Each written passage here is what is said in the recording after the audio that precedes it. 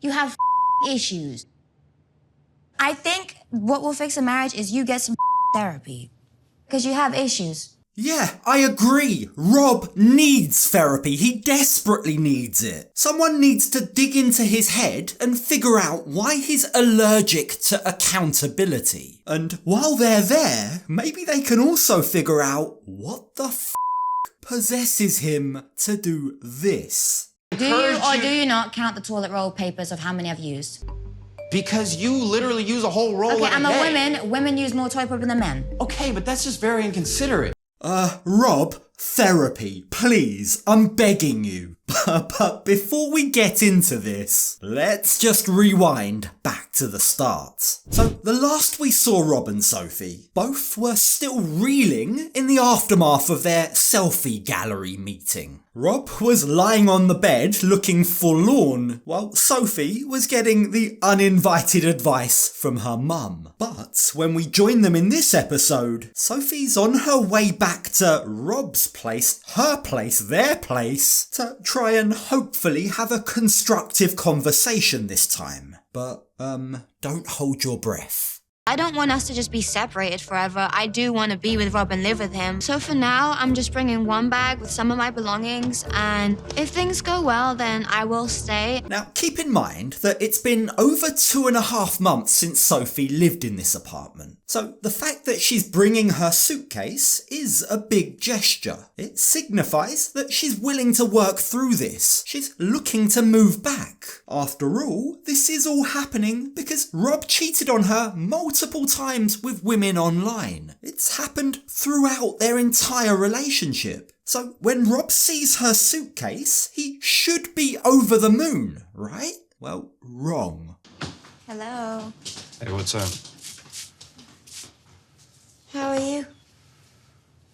What's that, like a fourth of your stuff? Not only does Rob not bother to stop doing what he's doing to greet Sophie properly, but added to that, he can't seem to not be negative about the situation. He immediately resorts to being snarky that she hasn't brought back all of her belongings right away. Is that the only small suitcase you've brought? He says.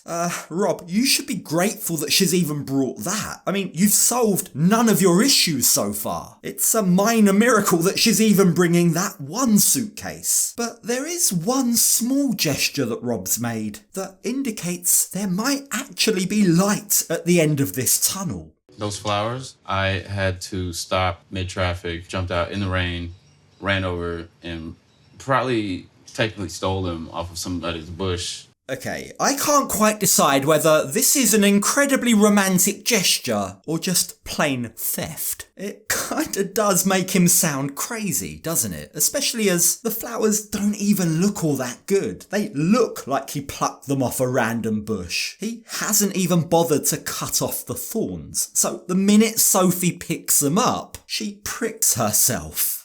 Be careful with them. Perhaps that's a great metaphor for her returning back to Rob. But wait, there's more. Underneath the flowers, there's also a handwritten note. Surely it's a love letter, right? Well, no, not quite. That's just a list of things I think would be very helpful from you to help us cohabitate. I thought it was going to be like a love letter or something. He wrote her a list of her failings. Sorry, let me get this right. So Rob cheated on Sophie, and he thought that the best way to move forward would be to write a list of ways that Sophie can improve. What on earth? I think this just goes to prove that in the nicest possible way, Rob's not the most vibrant flower in the bunch, is he? He seems to lack the ability to think. I mean, he wants to fix things, but he's just not smart enough to figure out how to do so. And he just keeps on making things worse for himself. Washing off dishes before putting in the sink. Putting dirty clothes in bin. Put makeup and hair products back after use. Don't get mad at me when you don't get what you want. Look, what Rob could have done in addition to that list was to also write himself into the list. Like, he could have added a second list that said all of the ways that he could improve. Suddenly, that then would have been an excellent tool for them to communicate with, for them to build on. But, as it stands, Rob has well and truly f***ed this up. It comes across as him attacking his wife. But the worst part of this all is that Rob genuinely seems to think that he's done a great job here. Our priorities up here, my being a little messy with my makeup and stuff is like down there. This is a piece of some of the bigger problem. Rob's baffled by what he's hearing. Me? What did I do? But it's Sophie that should be baffled. Like, the fact that Rob genuinely thought that this list would be useful to them sorting out their problems in any way just proves how little he understands about what he's done wrong. So, clearly in a state of confusion, he asks Sophie. He asks her to help him understand. Why can't you just clarify for me what I can do? Because I don't want to have these interactions because Stop these online interactions... cheating on me. Stop controlling me. How am I controlling? Notice how the issues that Sophie's bringing up far, far outweigh put your makeup away after you use it. But does Rob understand that? The things that Sophie brings up are the things that caused her to move out of their house for multiple months. By comparison, the things that Rob brought up just annoy him a little bit. Now, we know that Rob can be manipulative, but from what Sophie says next, it's clear he's also controlling too. Do you or do you not count the toilet roll papers of how many I've used? Because you literally use a whole roll Okay, every I'm a day. woman. Women use more toilet paper than men. Okay, but that's just very inconsiderate. Is it inconsiderate, Rob? Inconsiderate? To be a woman? What the f*** is he talking about? I'm genuinely scared to think of what the state of Rob must be like if he rations his own toilet paper use. There's just something about Rob and bathrooms, isn't there? I mean, the guy had an outdoor bathroom for a very long time, yet the minute he gets an indoor bathroom, he turns into a toilet paper dictator. It's bizarre, but it says a lot about Sophie and Rob's relationship. They've been in each other's presence for less than 10 minutes, and already they're fighting. They seem incompatible. You have issues. I think what will fix a marriage is you get some therapy. Because you have issues. Sophie's right. Rob has some serious issues. He needs therapy. But while we're at it, Sophie could probably benefit from some too. Like, I think she could definitely learn from why she's still hanging around with a man like this. But, thankfully, Sophie does take the executive decision not to stay around tonight. This meeting has gone so bad that she just can't justify it. But this decision just further upsets Rob. I feel like if I stay over, we're gonna argue. Okay, I'm sorry that I made a list, but stay over. It takes one thing for one of us to start arguing. About to stay over? No, Rob. She walked in, cut her fingers on your flowers, got given a list of all the things that she does badly as a partner, and then had to explain to you why counting toilet roll consumption is just plain weird. That is why she's not staying over. And as Sophie grabs her bag, singular, and says goodbye, Rob can't help himself. He reverts back to that sulky, passive-aggressive version of himself, which only goes to prove Sophie's point. And I'm going, okay? Oh, both arms this time. That's new. It's not new. It is new. It's... Saw you yesterday. You gave me a little one-arm hug. You don't think I noticed all this?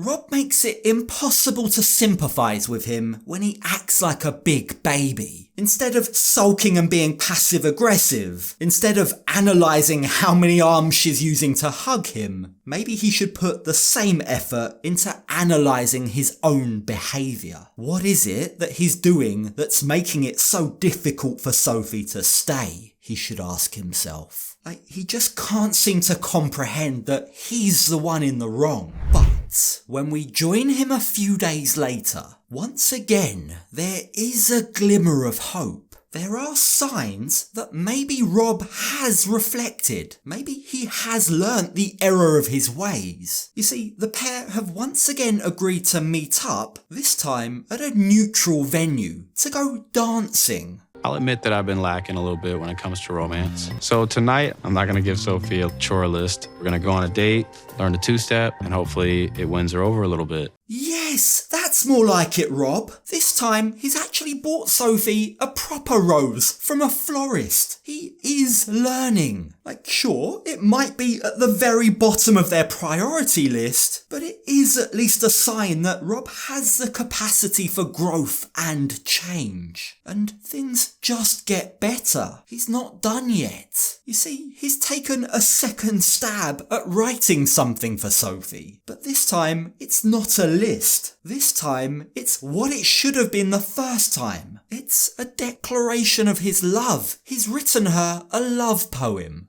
Last time you came by, think I ruined it a little bit with the list of things. Yes. So I have something else I wanted to read to you. Now, Rob says that he wants to read it to his wife, but he caveats this by saying he's no poet. Now, it is funny how all of Rob's romantic gestures in some way seem to cast him as the central figure, as the performer. Like, remember his ludicrous, ridiculous dance at the airport? Yeah, that again was his idea of romance. It's almost as if these acts are less about Sophie and more about him. And you do have to question if that's really romance.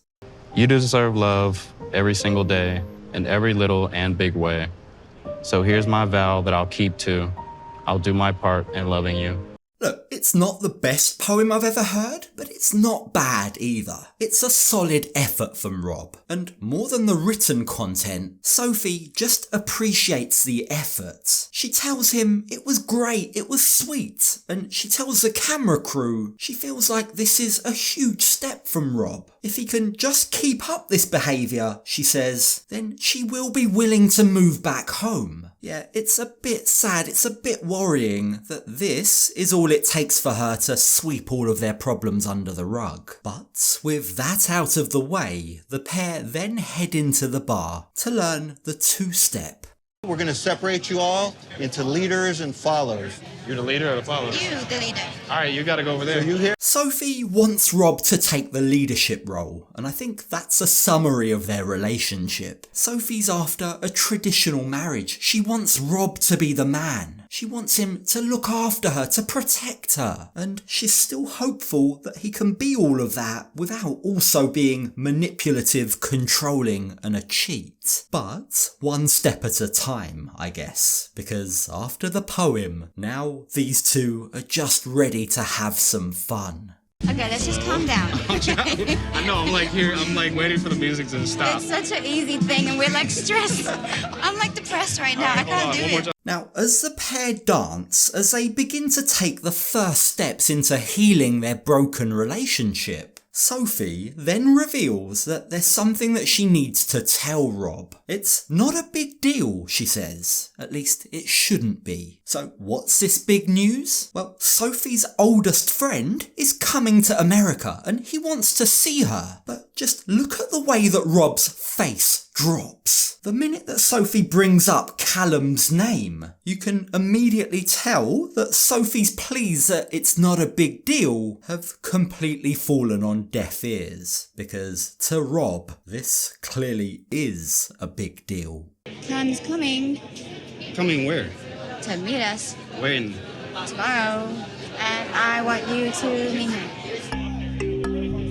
Now, Sophie explains to the camera crew that she's known Callum since she was 14 years old. He's, in fact, one of her oldest friends. So, an old friend coming to visit isn't, or at least shouldn't be, a big deal. And Rob has no right to gaslight us into thinking that it is. But, with that being said, Sophie could certainly have let him know earlier. Now, she explains that it hasn't been top of her mind because they've been arguing, but she doesn't want to hide it from Rob either. It doesn't sound like I have much of a choice. I value my friends, obviously, and they're part of my life, so obviously I want you to make an effort with them.